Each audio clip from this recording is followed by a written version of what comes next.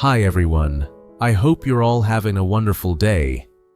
Today, we're diving into a story where a single phone call turns a peaceful life into an emotional battlefield. A story of love, trust, and a jealousy so quiet it could break hearts in silence. When Alex's phone rings and another woman answers, everything begins to change. What unfolds next will challenge everything they thought they knew about love. Stay tuned. And if you enjoy stories filled with tension, passion, and twists you never see coming, don't forget to hit subscribe so you won't miss what happens next. Morning light shimmered softly across the quiet countryside, spreading warmth over the still surface of the pond. The air smelled of fresh earth and bamboo leaves after the rain. Along the water's edge stood rows of white foam boxes filled with damp soil, each box holding small green onion sprouts glistening with dew. It was the kind of morning where time seemed to move slowly, where silence wasn't empty but full of life. Kneeling beside one of the boxes, Lytuna pressed an onion sprout into the earth with her calloused fingers. Her touch was firm but gentle, practiced from years of tending to the soil. Beside her, Alex crouched down, rolling up his sleeves. His hands were less familiar with the work, but his heart was at ease. He looked around and smiled faintly at the sight of sunlight breaking through the clouds, landing on the pond like fragments of gold. "Business was good today," Lytuna said suddenly, her voice breaking the quiet. "Customers bought oranges like crazy. Some took just a kilo, some 3. And one woman, she bought the entire basket I picked myself." Alex chuckled softly, turning to look at her. "You sold everything?" "Every last one," she said proudly, a sparkle in her eyes. "Even the small ones I almost left behind." The woman said they looked honest, like they came straight from real hands. He laughed, shaking his head. "That's because your hands are real. People can feel that." Lytuna smiled, her cheeks flushed with sunlight. She pressed another sprout into the soil, her movements slow and steady. The faint sound of rippling water blended with the rustle of bamboo leaves behind them. For a long moment, neither spoke. The simplicity of the scene felt complete. Two people surrounded by earth, water, and air, bound together by quiet effort. They began to talk about Henry. "He's getting so big," Lytuna said, her eyes softening. "He wakes up calling your name first every morning." Alex grinned. "Smart boy," he teased. "He knows who sneaks him treats." Lytuna laughed, the sound bright and easy. It echoed across the pond like a ripple of light. She reached for another sprout, and for a brief second, her fingers brushed against Alex's. They both paused. Neither pulled away. The contact was small, yet it carried a warmth that said everything words could not. Though storms had come and gone, though floods had taken parts of their harvest and slowed the business to a crawl, moments like this reminded them that peace could still be found in simple acts. The foam boxes weren't just containers of soil. They were proof that life could begin again from almost nothing. "Let's finish before sunset," Lytuna said, sitting back for a moment to stretch her arms. Alex nodded. "If we work together, maybe we'll even make it before dinner." "Only if you stop talking and start planting," she teased. He laughed and returned to work. The world seemed to shrink to the rhythm of their hands pressing soil, setting sprouts, wiping sweat. The pond shimmered under the sun, and the breeze carried a soft hum of life. Far from the peaceful yard, in a small cafe in town, Me sat alone at a wooden table by the window. A glass of orange juice sat untouched before her, the light bouncing off it like fire. She stirred the straw slowly, her gaze distant. The sound of quiet chatter and clinking cups filled the air, but none of it reached her. After a moment, she unlocked her phone and hesitated. Then, with a deep breath, she pressed the call button. Back by the pond, Alex's phone buzzed against the bamboo stool beside him. He glanced at the screen. Mi's name flashed across it. He sighed lightly and wiped his forehead. "Answer it for me," he said, still focused on the box of sprouts. "I'm busy."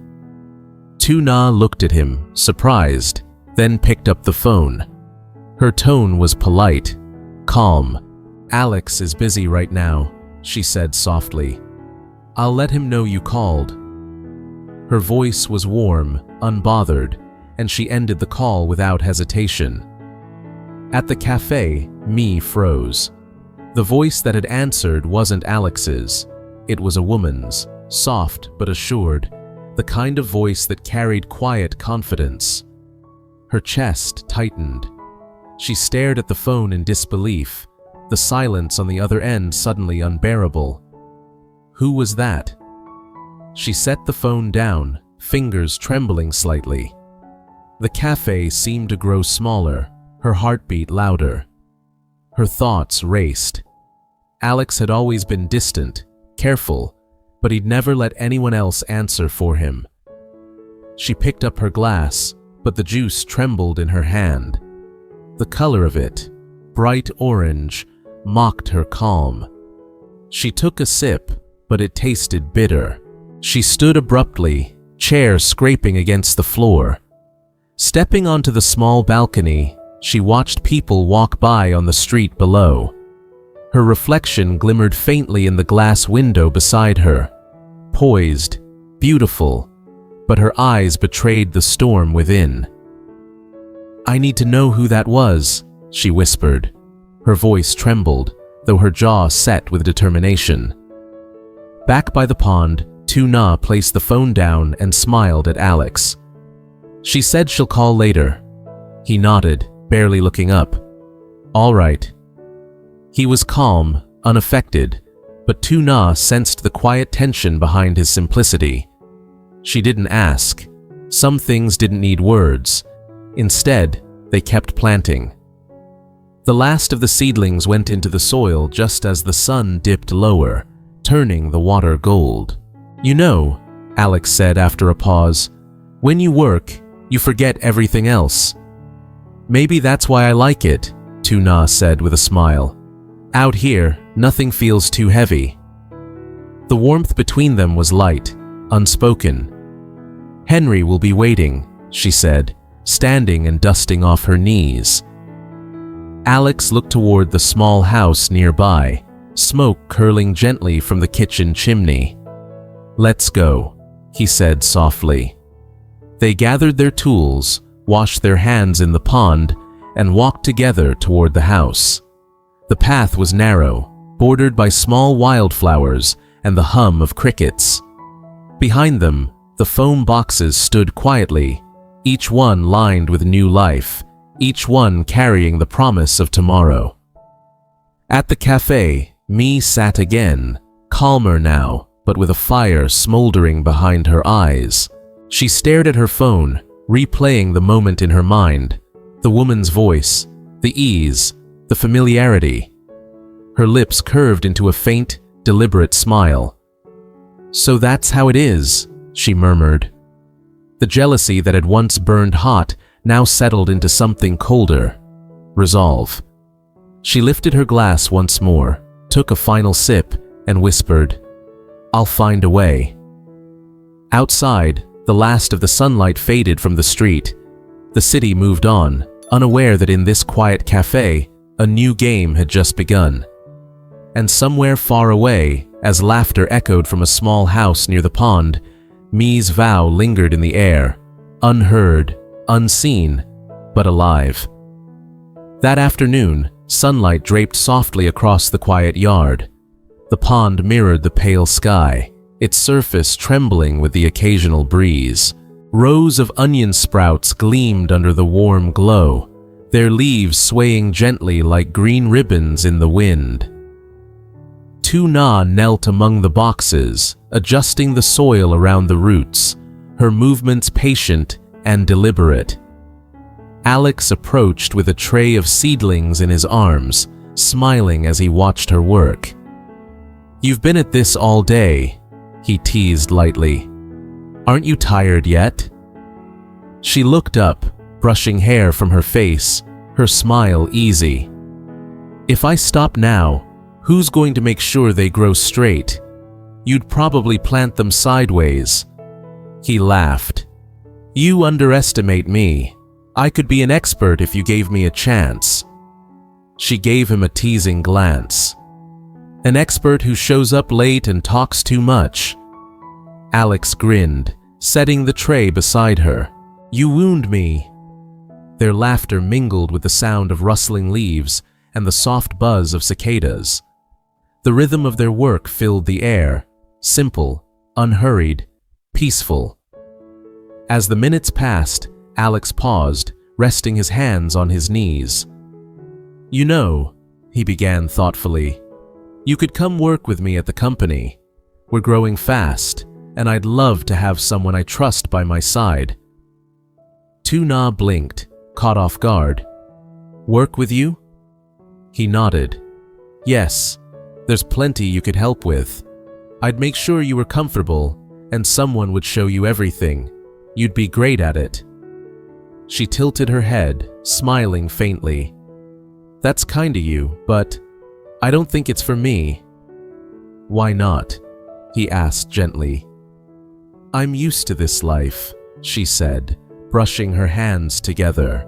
"The soil, the water, the air. It's quiet here. I like working with my hands, not sitting behind a desk. This kind of work keeps me grounded." Alex smiled, though a trace of disappointment lingered in his eyes. "You'd learn quickly, and you'd still be with me, just in a different way." Lytuna looked at him softly. "It's not about learning, Alex. It's about belonging. Out here, I feel like myself. I wouldn't trade that for anything." He watched her quietly, admiration flickering in his eyes. "You're stubborn." She laughed lightly. "Maybe, but you love that about me." He chuckled, his voice warm. "Yeah, I do." They worked side by side until the last tray was empty. The rows stood neat and strong, glowing faintly in the sunset. The air was filled with the smell of damp earth and the low murmur of water brushing against the pond's edge. As dusk settled over the town, a soft hum of evening life rose in the distance. At Alex's house, the porch lights flickered on. A cab stopped outside, and Mee stepped out, her reflection shimmering briefly in the car window. She smoothed her blouse, straightened her hair, and walked toward the gate with a faint, practiced smile. She rang the bell. Moments later, the door opened to reveal Alex's mother, her face lighting up with pleasant surprise. "Mee, my goodness, it's been so long. What a nice surprise." Mee smiled, polite and poised. "I was nearby and thought I'd stop by to see how you're doing." "Oh, that's so thoughtful of you," the older woman said warmly, ushering her inside. "Come in, dear. Sit down. I'll make some tea." The house smelled faintly of fruit and warm wood. Mee glanced around as she sat, her eyes sweeping over the modest decor, pictures of Alex, a small vase of flowers on the table, and a pair of tiny slippers by the door. "I brought you something," Mee said, placing a small gift bag on the table. "Some dried fruit from the market. I remembered you liked it." Alex's mother smiled. "How lovely of you, dear.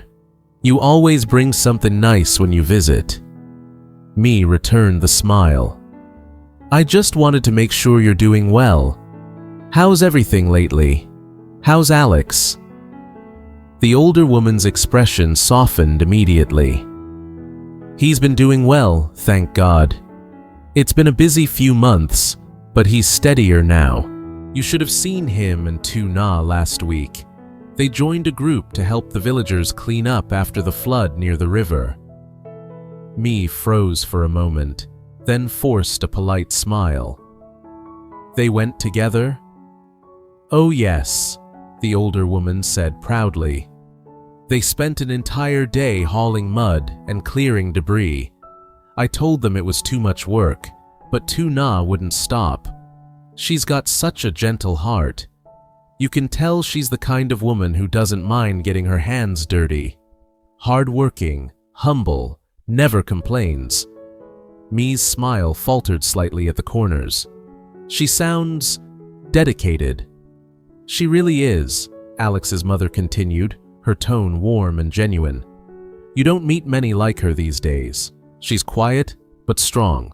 The kind of person who doesn't ask for anything, yet gives everything she has.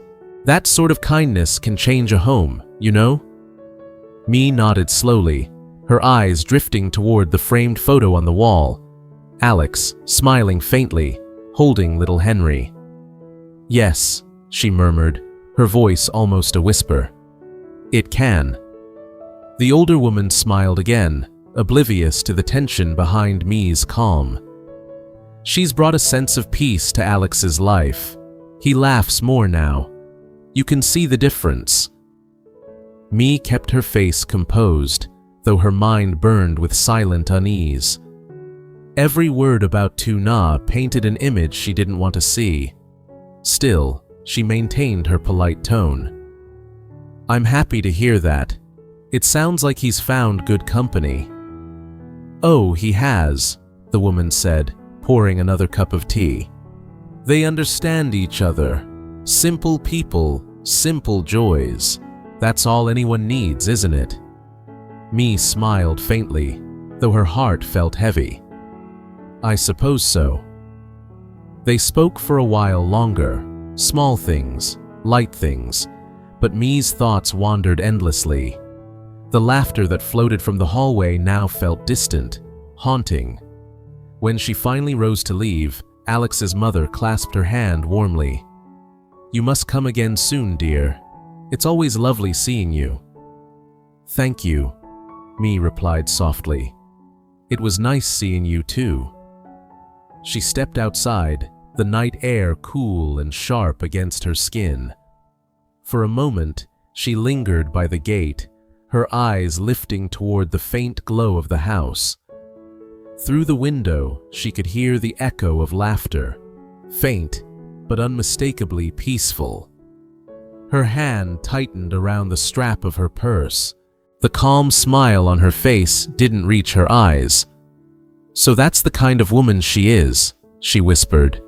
Humble, kind, the type everyone loves.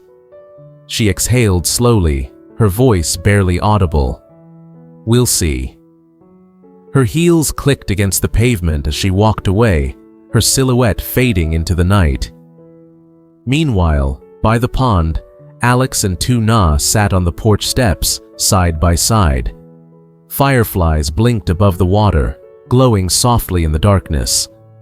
Inside, Henry's laughter faded as he drifted into sleep. Do you ever think, Alex asked quietly, that we'll make it through everything, the storms, the hard days, all of it? Lytuna turned toward him, her expression serene. We already have, she said. Every sprout we planted is proof of that. He smiled faintly. You always make things sound simple. It's not simple, she replied. It's just that we don't need to rush. We just have to keep growing, even when the world feels heavy. Her words lingered in the air, soft and steady. Alex looked at her for a moment, then reached out, brushing his fingers against hers. Then we'll keep growing, he whispered. They sat together in silence, watching the pond shimmer beneath the moonlight. The foam boxes stood nearby, neat and bright, each sprout bending gently in the wind. Inside the house, Henry stirred once and fell back asleep. Tuna smiled. "Let's not wake him." Alex nodded. "Let him dream." They rose, walking slowly toward the door, hands brushing as they went. The night wrapped around them like a quiet promise, fragile but strong, steady and real. And though elsewhere jealousy stirred unseen, here peace remained, rooted deep in the earth, in the soil they shared, unshaken by the storm beyond. Set in a quiet countryside home, the story follows Alex and Tuna, two souls rebuilding life after hardship. Together, they find peace in simple things, planting onions by the pond, caring for little Henry, and finding love in the rhythm of ordinary days. But that peace begins to tremble when me, Alex's former flame, makes a single phone call. Hearing another woman's voice answer sparks jealousy and obsession deep within her. Determined to win Alex back, me approaches his mother, weaving herself into their world with quiet intent. While Tuna remains unaware, her calm strength becomes the wall me cannot break. As jealousy grows, the story unfolds between serenity and storm, a delicate portrait of love tested by pride, patience, and the quiet wars that begin inside the human heart.